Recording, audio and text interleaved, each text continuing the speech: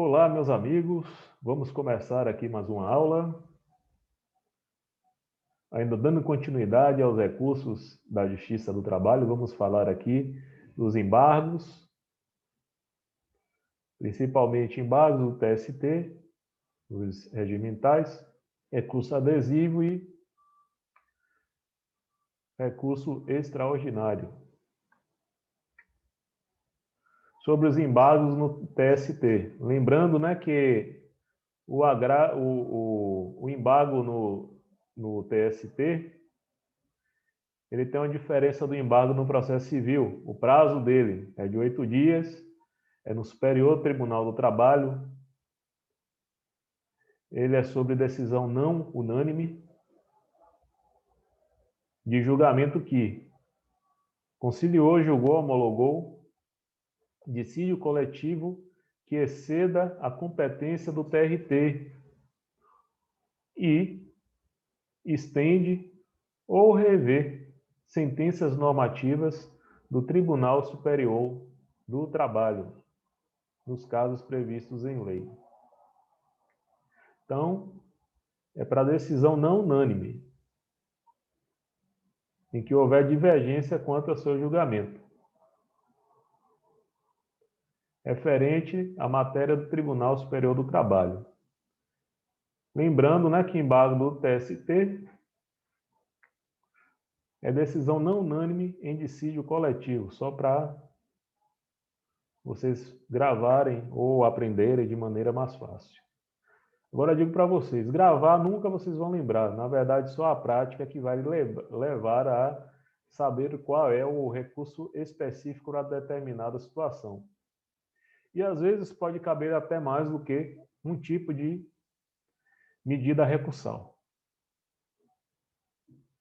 A linha B, cabe também o embargo do TST para decisões das turmas que divergirem entre si ou das decisões proferidas pela seção de dissídios individuais, salvo se a decisão recorrida estiver de acordo com súmula orientação jurisprudencial. Então, as turmas também podem decidir de maneira divergente, e aí vai caber essa espécie de embargos,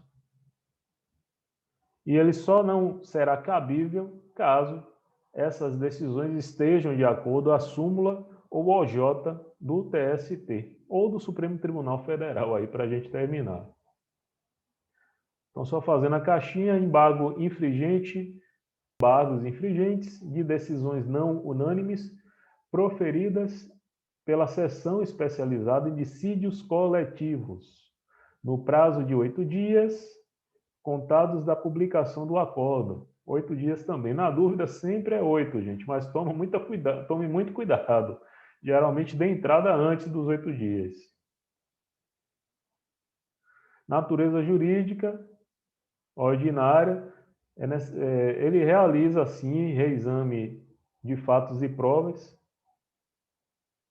Agora, ele tem algumas características. Não serão cabíveis em caso de decisão guerreada que estiver em consonância com precedentes jurisprudenciais ou sumulados pelo TST. Também contra despacho do presidente do tribunal que denegar seguimento aos embargos infringentes, caberá a interposição do agravo regimental no prazo de 8 dias. Também serão julgados pela seção de dissídios coletivos e não necessita de pré-questionamento. Essas são algumas características dos embargos infringentes. De divergência. Cabe embargos por divergência da jurisprudência de decisões entre turmas do TST em dissídios individuais. O tipo de divergência: divergência entre turmas do TST, divergência entre uma turma e uma SDI, ou entre uma turma e súmula do TST. Para isso daí cabe embargos de divergência. Característica: natureza jurídica extraordinária. Não admite reexame de exames de fatos e provas, como a gente viu nos embargos infringentes. A matéria deve estar pré-questionada e também o recurso não será conhecido caso a decisão recorrida estiver de acordo com a súmula OJ do TST ou do próprio STF.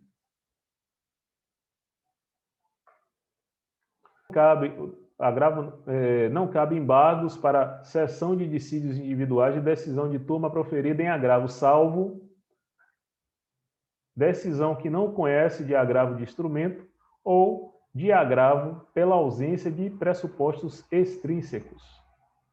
Ou também não caberá da decisão que nega provimento a agravo contra a decisão monocrática do relator em que se proclamou a ausência de pressupostos extrínsecos de agravo de instrumento. Então, nesse tipo de matéria, em que houver ausência de pressupostos extrínsecos em agravo de instrumento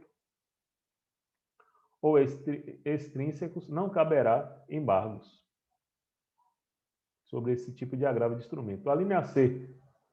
Para a revisão dos pressupostos extrínsecos, para a admissibilidade do recurso de revista, cuja ausência haja sido declarada originariamente pela turma no julgamento do agravo, para impugnar o conhecimento do agravo de instrumento, para impugnar a imposição de multas previstas ou contra a decisão de turma proferida em recurso de revista nos termos do artigo 8942. Nessas hipóteses aí, gente, não cabe embargos. É bom sempre dar uma olhadinha aí na súmula, né, 353, porque fica mais fácil. Então, contra os pressupostos intrínsecos e extrínsecos, revisão de pressupostos extrínsecos, de admissibilidade de recurso de revista, também não caberá embargos.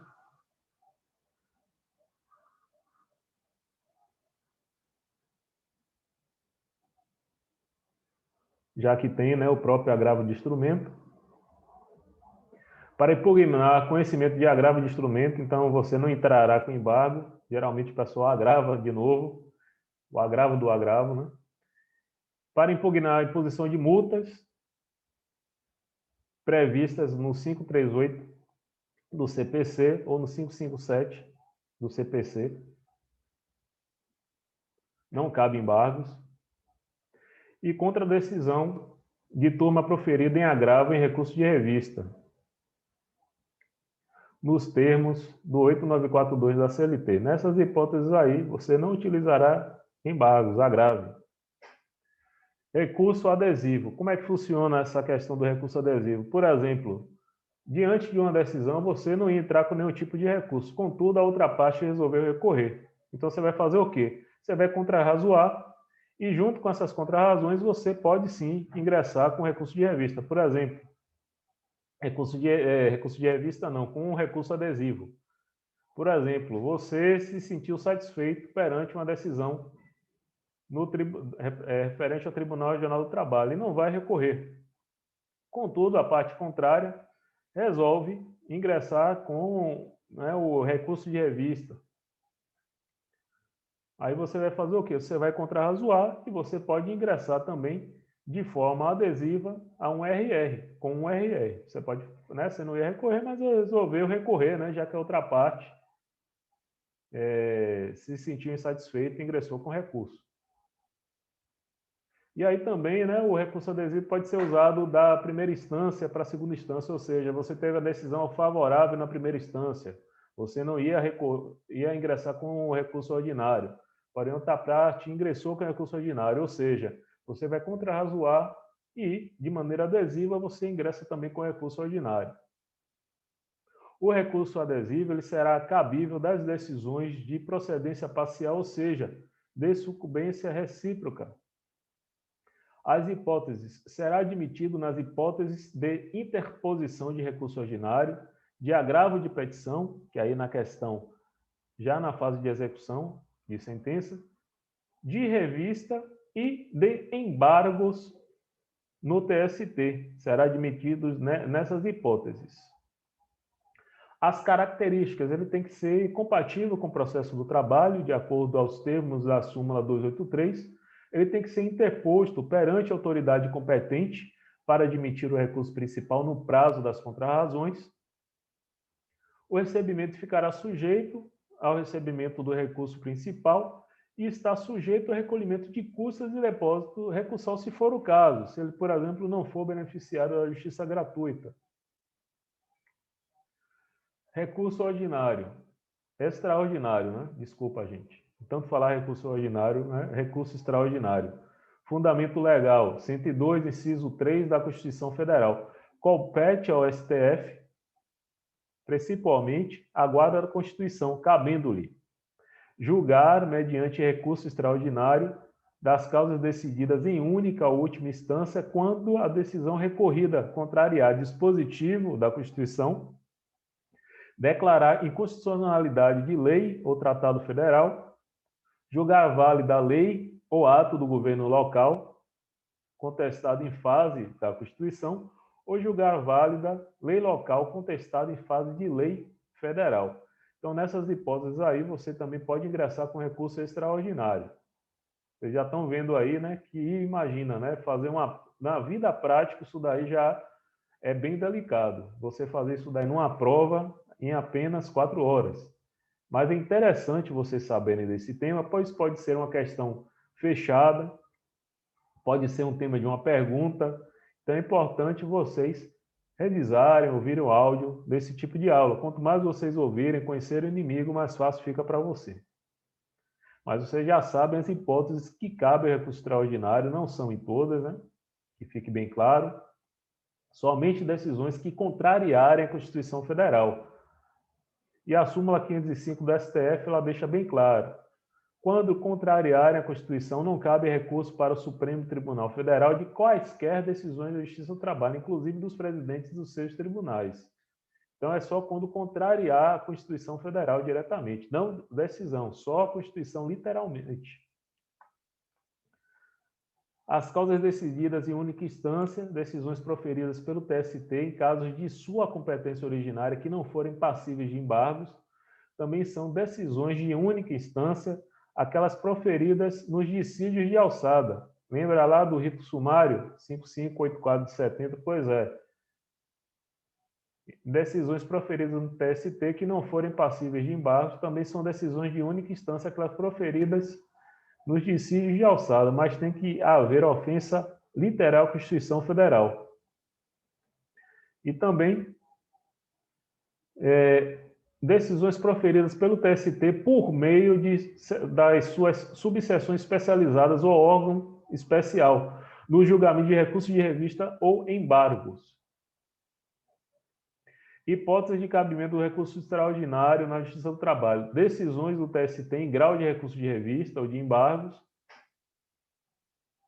de sentença da Vara do Trabalho em procedimento sumário, conforme vimos. Mas aí tem que estar, né, dentro desses parâmetros aqui, ó. Contrariar a Constituição Federal, dispositivo da Constituição Federal, declarar inconstitucional em face da Constituição Federal ou julgar válida a lei local contestada em face de lei federal. Então tem que estar nessas 4 hipóteses. Características: não admite o Instituto do Jus Postulândia, você ingressar com recurso sem advogado. O prazo é o 15 dias, diferente dos outros recursos trabalhistas, que o prazo é 8, boa parte das vezes. Natureza extraordinária, por isso que o nome, né, já traz o nome, não é em toda a matéria. A matéria tem que ser pré-questionada desde a primeira instância, ou no próprio recurso de revista, ou no próprio recurso ordinário ou recurso de revista. Você tem que reforçar essa matéria já pré-questionada na primeira e segunda instância. Demonstração de repercussão geral, tem que ter questões de ordem constitucional, questões coletivas, não questões individuais. E o efeito devolutivo, admite a execução provisória, necessidade de recursal, salvo se já há essa garantia. Se você já fez o depósito recursal, nas outras instâncias já tem um valor devido, não há necessidade dessa garantia. Para terminarmos aí, a interposição de recursos de embargos Para a SDI 1 do TST, qual é o prazo? Lembrando aí, embargos no TST, qual é o prazo? 5 dias, 8 dias, 10 dias ou 15 dias? Creio que vocês saberão responder com bastante segurança essa questão aí. Meus amigos, desde já agradeço. Peço o seu like, peço a sua inscrição no canal, pois é muito importante para nós, para darmos continuidade e oferecermos para vocês mais aulas gratuitas, mais informação e conteúdo de qualidade referente ao direito do trabalho e que também tenhamos um incentivo aí a mais, né, essa participação de vocês. Compartilhe com o que você achar importante e, desde já, agradeço a todos vocês. Até a próxima aula de Direito Processual do Trabalho. Um forte abraço e até mais.